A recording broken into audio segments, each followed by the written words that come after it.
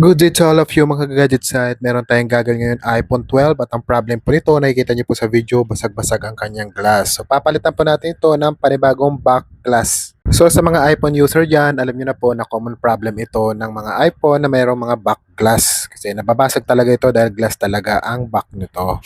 At syempre, ang ipapalit natin dito ay glass pa rin po. Pwede pa rin po siya mabasag lalo na kung mabagsak po. So same color pa rin po ang ipapapalit ng owner nito. Kulay white pa rin po at glossy. Sa mga gusto magpa-repair or magpapalit ng mga back glass nyo dyan ng iPhone na nabasag, pwede po kayo mag-walk-in sa amin siya. Pwede nyo po yung panoorin at hintayin habang ginagawa po namin. Syempre, meron din po kami mga video tutorial sa pagre-repair at naka-upload po sa aming YouTube channel, Gadget Site, Facebook page, TikTok account, Instagram, and Thread po.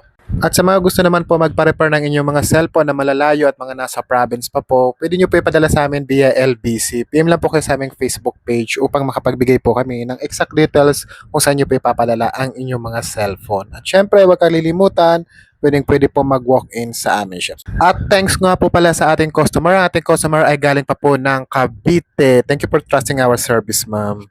So watch the video on how to replace this iPhone 12 back glass problem.